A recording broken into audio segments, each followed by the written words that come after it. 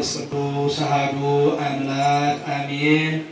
የአቡነ ሀብተ ማርያም ገድል ከዕለታት በአንድ ቀን ዕለት ሥጋውን ደሙን ቀድሶ ለማቁረብ ወደ ቤተ ክርስቲያን አባታችን በገባ ጊዜ ለመርዳት ቅዱስ ሚካኤልና ቅዱስ ገብርኤል ወረዱ። ከወረዱም በኋላ ሚካኤል እንደ ጥላ ራሱን ጋረደው። ገብርኤልም የጠፋውን ኃይለ ቃል ያቃናለት ዘንድ ወንጌል ሲያነብ ይደግፈው ነበር።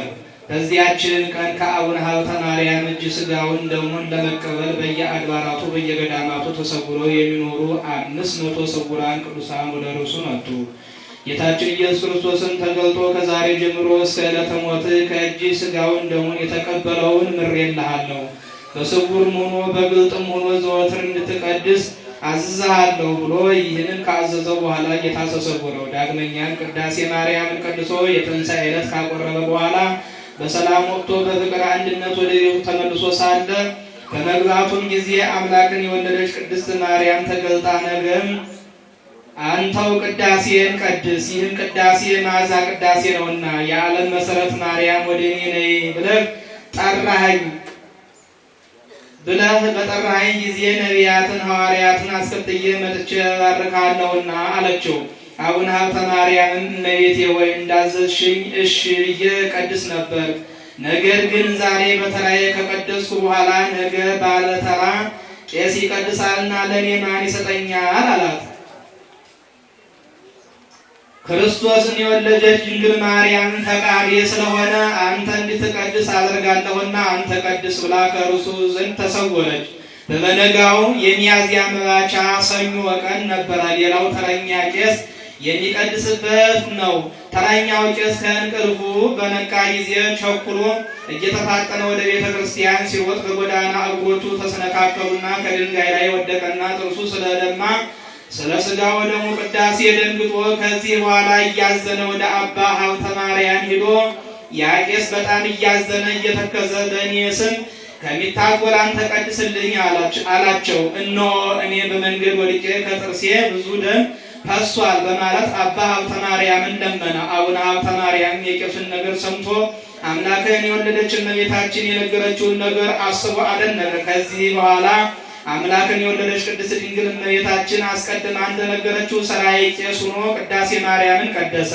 የዓለም ሁሉ መሰረት የምትሆኝ ማርያም ወይ ብሎ ስሟን በጠራ ጊዜ እመቤታችን መጥታ በእውነት ባረከችው። ሥጋውን ደሙን የተቀበሉ ምዕመናን ሁሉ ደጋጎች ተባሉ።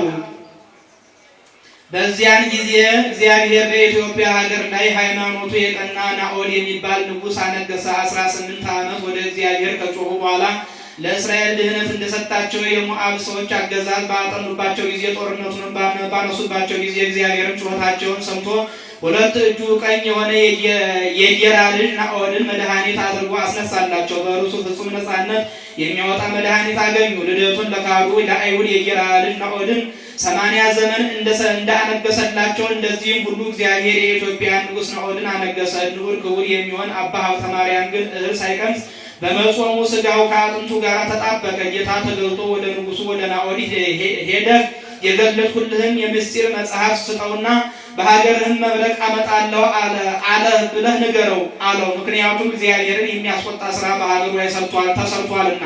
አባ ሀብተ ማርያም እኔ ኃይል የሌለኝ ደካማ ነኝ፣ ዘመኑም የክረምት ወራት ነው፣ እንደምን እደርሳለሁ ጌታዬ ፈጣሪዬ ብሎ መለሰለት። ይህንንም አስተምረህ የሰጠኸኝን መጽሐፍ ጌታዬ ሆይ አንተ መጽሐፉን ስጠው አስተምረው፣ መብረቅንም አውርደህ ጻድቃንን ከኃጥአን ጋራ አታጥፋቸው። ጌታን ኃይል የምሰጥህ እኔ ነኝ። እውርን ቢከተለው ሁለቱም ከጉድጓድ እንዲወድቁ እኔ እውር ነኝ። እኔ በሰላም ወደ እውነተኛ መንገድ የምመራ አይደለሁም። ስሜ ብርሃን ነው። ያ ንጉሥ ፈርቶ ንስሐ ገብቶ ካልጸለየ መብረቅ ማውረድን አልተውም አለው። ነገር ግን አስቀድመህ ሂደህ ያልኩህን ሁሉ ለንጉሡ ንገረውና ንስሐ ሊገባ አንተ ተረዳዋለህ። ከዚህም ጋር ጌታችን ሌላ ቃል አዞት ከእርሱ ተሰወረ። አባታችን አቡነ ሀብተ ማርያም ግን የጌታን ቃል ፈርቶ እየተፋጠነ ወደ ንጉሡ ሄደ። በደረሰም ጊዜ ጌታ የሰጠውን መጽሐፍ ሰጥቶ አስተማረው። የላከውንም ሁሉ ነገረው። የመብረቁንም መውረድ አመልክቶ አስረዳው። ንጉሡም መልእክቱን ከሰማ በኋላ ይህንን መጽሐፍ ተከትሎ ከእግዚአብሔር እንደታዘዘ አውቆ ደንግጦ አዘነ። ከዚህ በኋላ የዚህን መጽሐፍ ትርጓሜ የሚያውቅ ከካህናት አንዱን ጠርቶ ንጉሡም እስኪ ይህን የመልእክት መጽሐፍ መርምረህ ሚስጥሩን ንገረኝ። ካህኑን መርምሮ ትእዛዙን ለንጉሡ ነገረው። ንጉሡም አቡነ ሀብተ ማርያምን ያለንባቸው ዘመናት ክፉ እንዳይሆኑ ስለ እኛ አንተ ጸንተህ ጸልይልን እንጂ አንተ ካልጸለይክልን ሀገራችን ከመከራ አትድንምና አለው። የአባታችን የአቡነ ሀብተ ማርያም ረድኤት በረከታቸው ከሁላችን ሕዝበ ክርስቲያን ጋር ለዘላለሙ ጸንቶ ይኑር። ልመናው ክብሩ ለሀገራችን ለኢትዮጵያና ለእኛ ለጥምቀት ልጆች ለዘላለሙ ይደረግልና ይሁንልን፣ አሜን። ከአባታችን ከአቡነ ሀብተ ማርያም ከአርዲት ወገን የሚሆን አንድ ሰው ነበር። የእመቤታችንን በዓል ለማክበር ወደ ግሸን ሲሄድ ከአንድ ክርስቲያናዊ ቤት እንግድነት አደረ። እንግድነት ካደረበት ሰው ከበሬዎቹ አንዱ ታመመበት። ለሞትም በደረሰ ጊዜ ባለበሬው ያለ ልክ ክፉኛ አዘነ። የአባታችን የአቡነ ሀብተ ማርያምን ረድ ወንድሜ ሆይ መድኃኒት ታውቅ እንደሆነ እሺ ብለህ ስጠኝ አለው። በዚህ እምነት በሬ ይድንልሃልና የአቡነ ሀብተ ማርያም የመሬቱን እምነት በውሃ በጥብጠህ አጠጣው ይድንልሃል አለው። በዓለ በሬውን ፈጥኖ ተቀብሎ በውሃው በጥብጦ ለበሬው ቢያጠጣው ካጠጣው በኋላ በሬው ፈጥኖ ተነስቶ ሽንቱን ሸምቶ ዳነ። ባለበሬውን በሬው ድኖ ወዲያና ወዲህ ሲሄድ አይቶ ፈጽሞ ደስ አለው። ከደስታውን ብዛት የተነሳ 5 ብር አንስቶ ውለታውን ለዚህ ያረድ ስንቅ ይሁንልህ ብሎ ሰጠው። ዕዳ ያለመሆኑን አውቆ ለስንቅ ተቀብሎ ሄደ። ስለዚህም ቅዱስ ጳውሎስ ሲመሰክር ተራራ የሚያክል ተአምር አድርገን ድንብላል ያህል ስንቀበል ብዙ ነውን ብሏል። ልመናው ክብሩ የአቡነ ሀብተ ማርያም ሁላችን ሕዝበ ክርስቲያን ጋር ለዘላለሙ ጸንቶ ይኑር፣ አሜን።